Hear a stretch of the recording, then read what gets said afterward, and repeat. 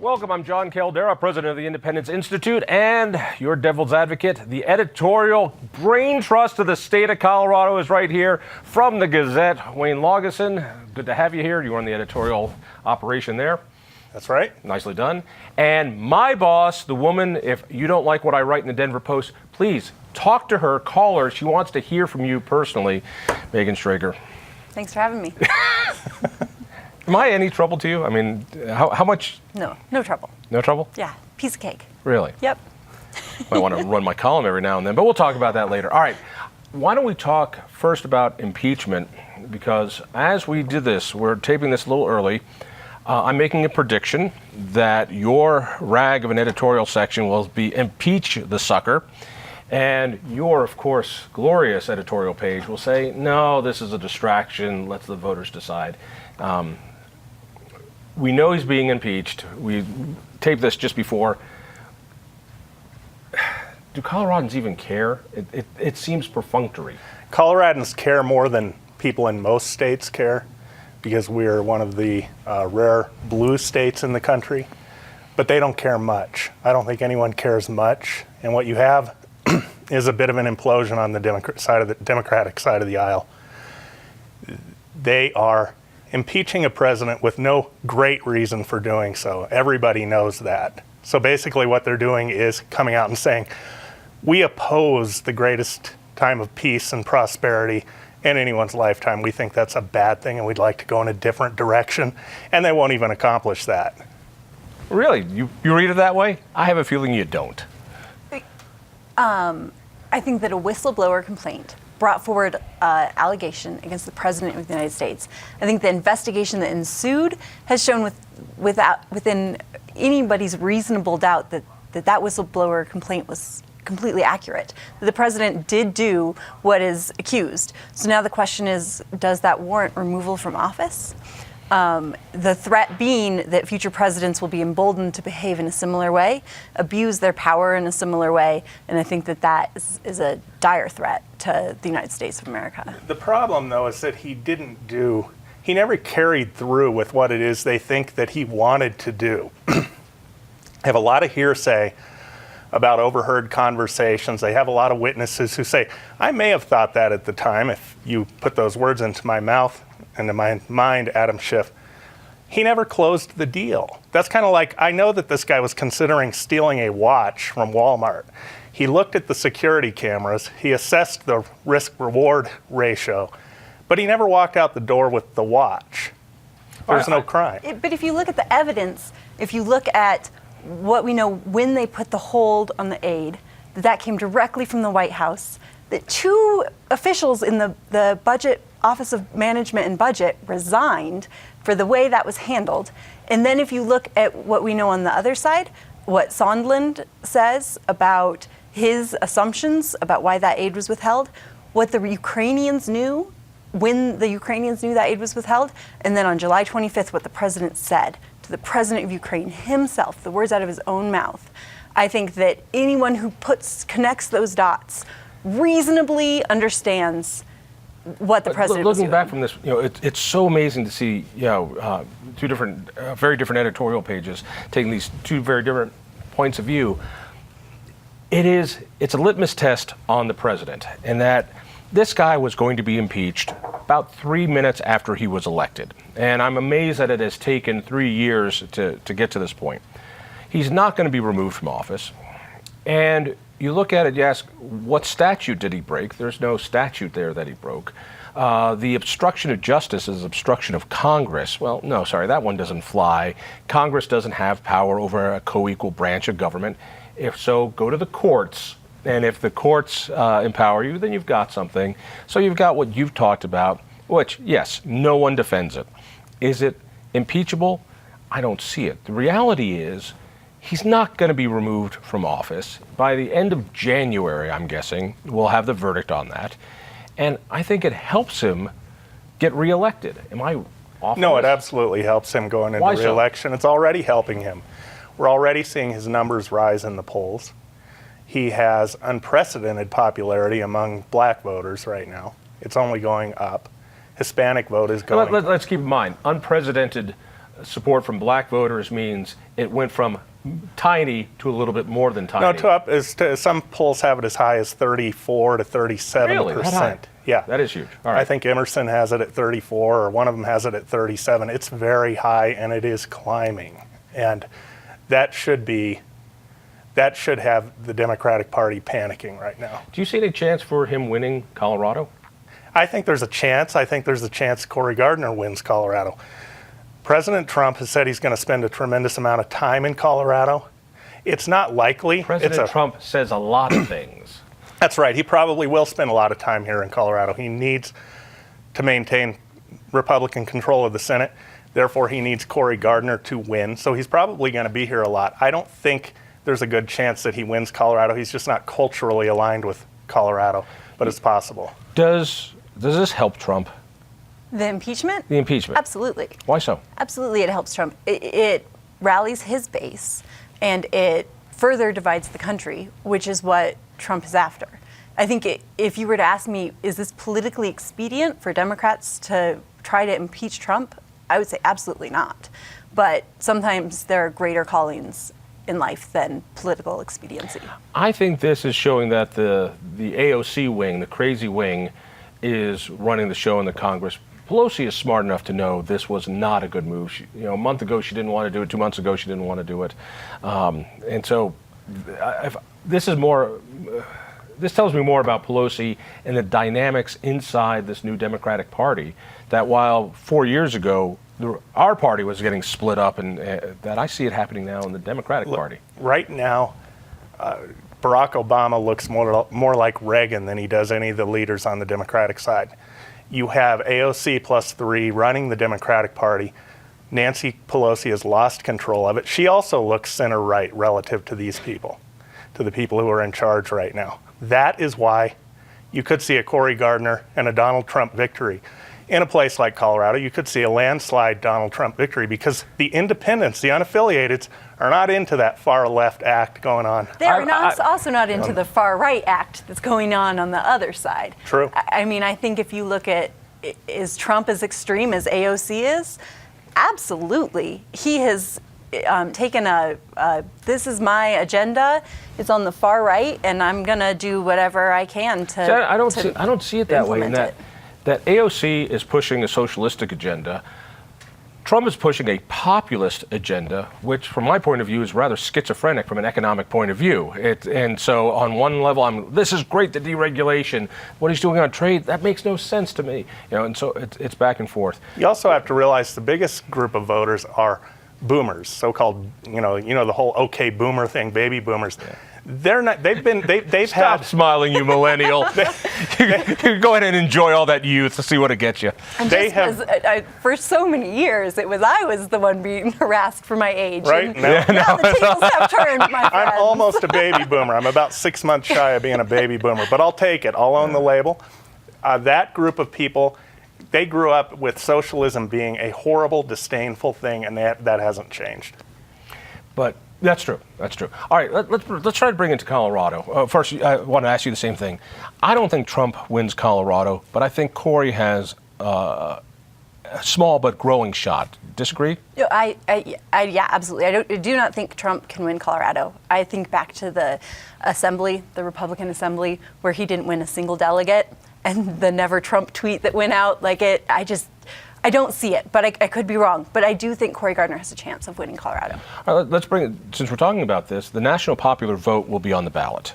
I don't know how your papers, if you've taken a position on it or not. I think you guys have. I think you've been pretty strong saying you don't want the national popular vote. I don't know where this one ends up. I'm glad it's finally going to the people. For me, it was part of the hubris of this legislature here in Colorado to do it without going to the people to begin with.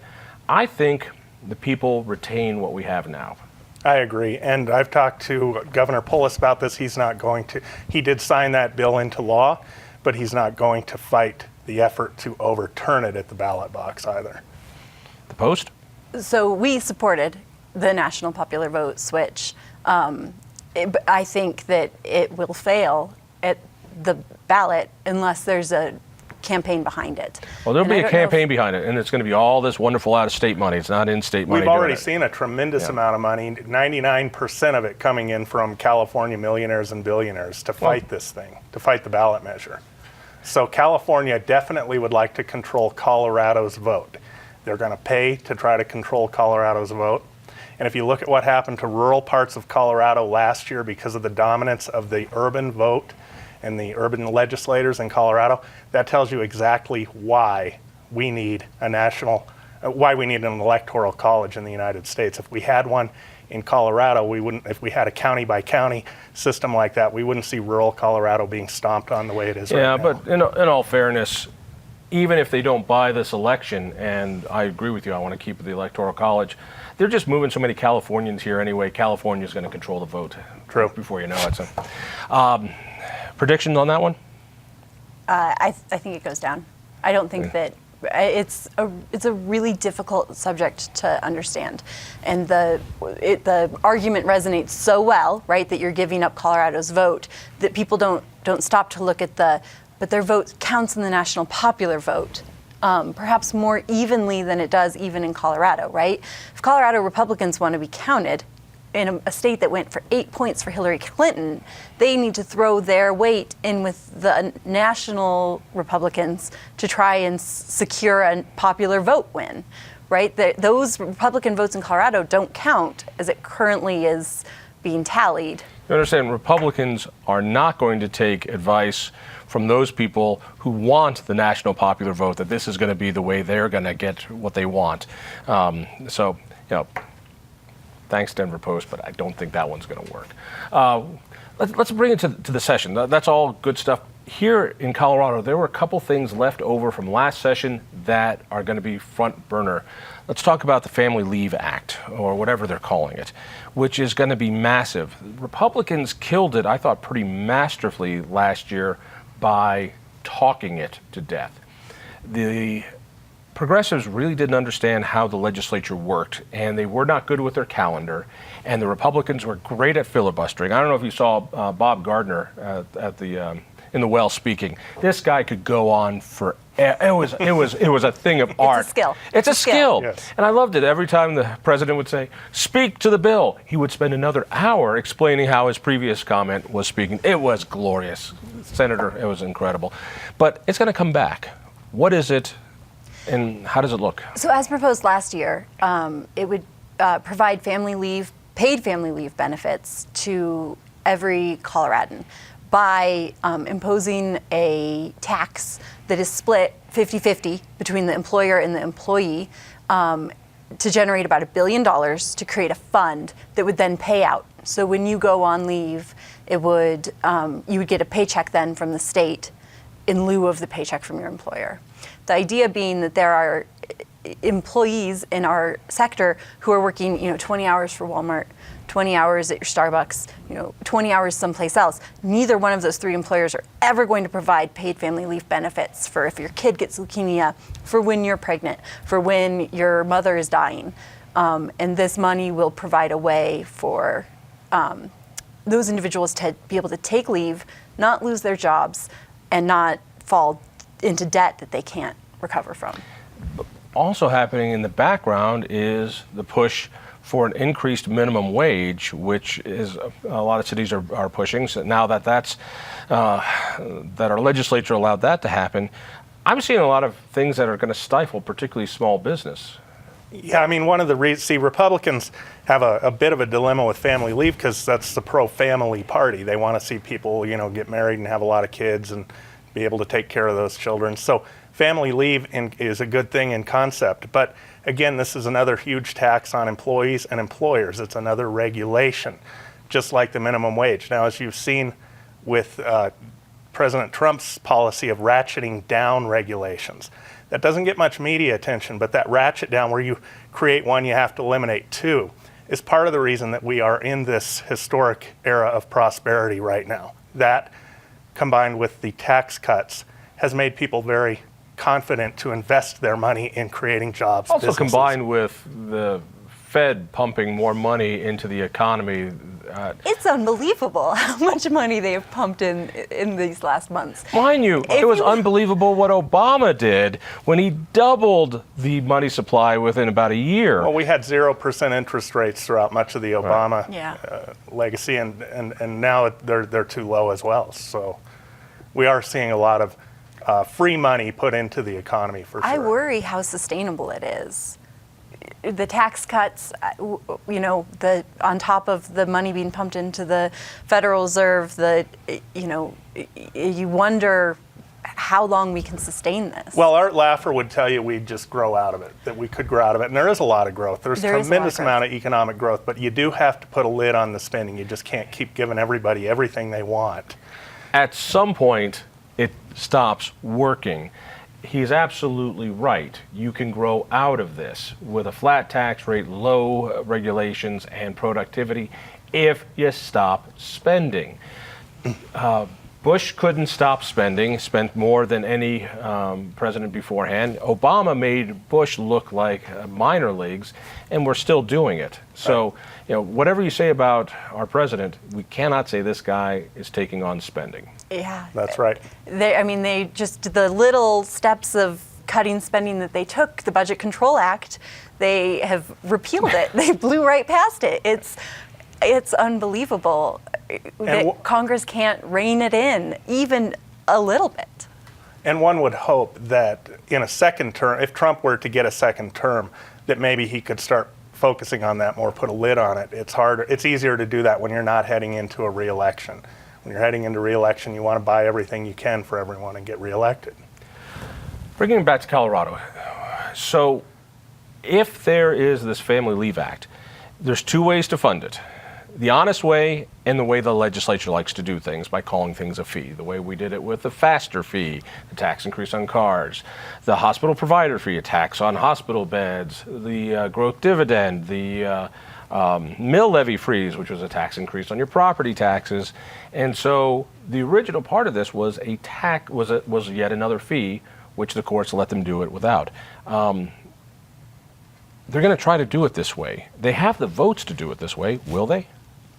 I think they will. Really? Yeah, I think that they have no interest in asking voters to approve this as a tax. I think it should go to voters. It's a tax increase. And it's a massive tax in the increase. most fundamental way. It is a payroll tax increase, a percentage of your salary.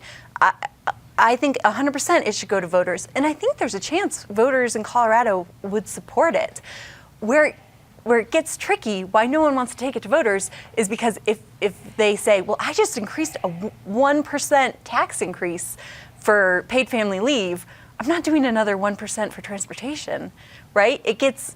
It's called priorities. It's called priorities, Right. right? And if you're going to say that this is a top priority, which I think it is, I truly believe that this is a benefit that should be available to everyone, and especially if you're paying into it, you should be able to achieve it. I think you should take it to voters. Well, you're not going to get any argument from me on that. And the abuse of fees in this state is a scandal of the past couple of decades, since the dawn of Tabor.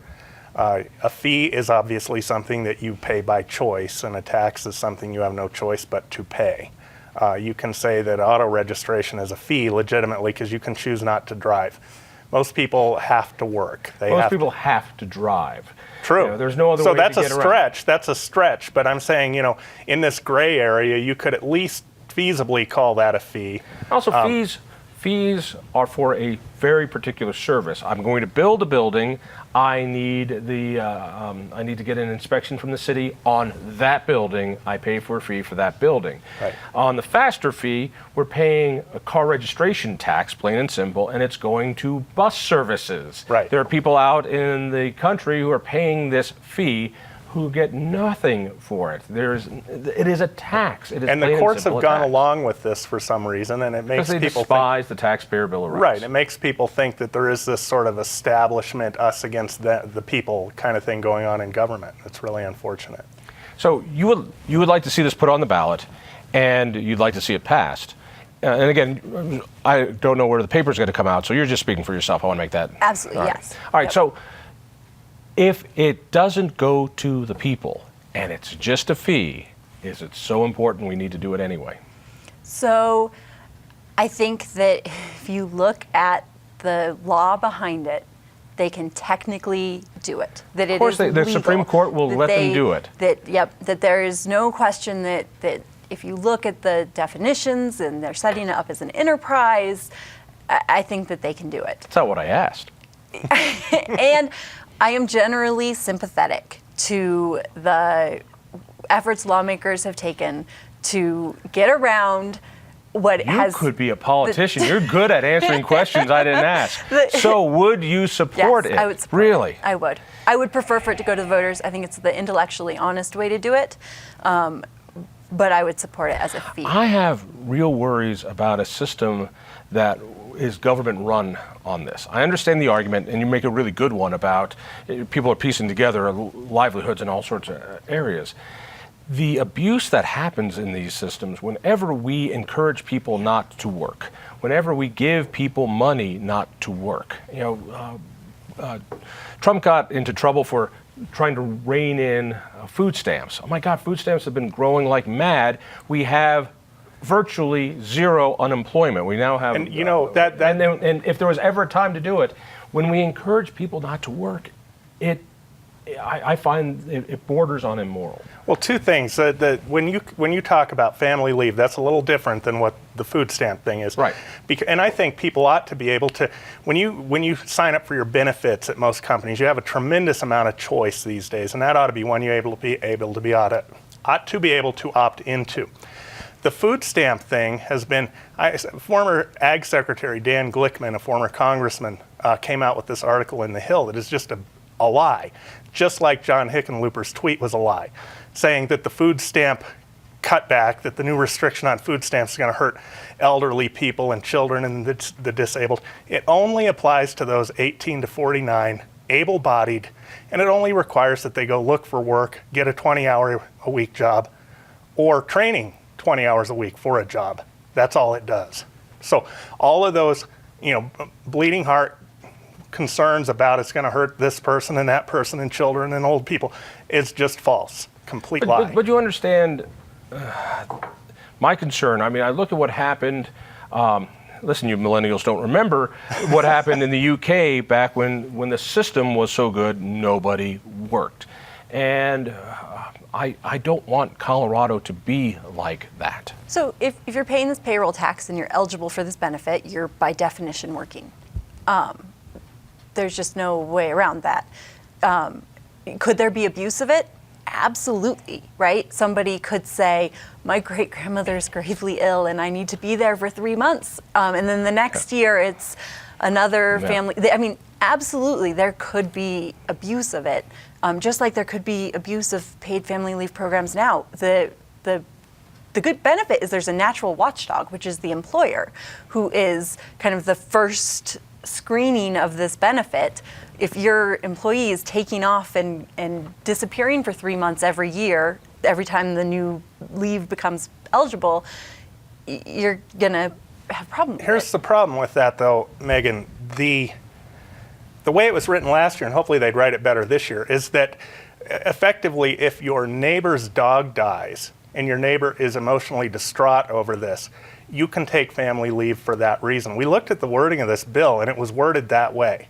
It didn't spell that out, but basically it said whoever you claim to be a family member who finds himself or herself in a position of, in stress, in a stressful situation. So it was written that way. And if you're going to write it that way, then make it an opt-in where the employee chooses to pay into this pool and use it. Don't put that off on people who would never abuse the system that way. Also, I wonder about going into an election year. So we've got, usually going into an election year, a legislative session is pretty calm. I don't know if it's going to be that case this time around. All right, we got 2 minutes here. I want to talk a little bit about the U.S. Senate race. The Post retracted its endorsement. I couldn't help but notice the glee in which you guys did it. Why? I think that it was particularly egregious for President Donald Trump to reauthorize congressional funds for a separate purpose. And I think that we needed the U.S. Senate to step up and say, this is inappropriate. We control the purse strings. That is our power. This is our realm. Stay away from it. And Senator Cory Gardner failed us on that.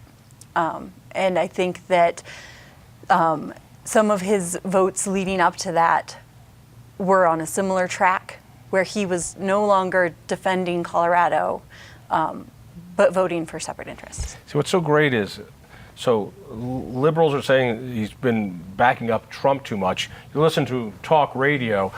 Cory Gardner is such a squish. He's not. If he was only supporting Trump, I mean, it is amazing.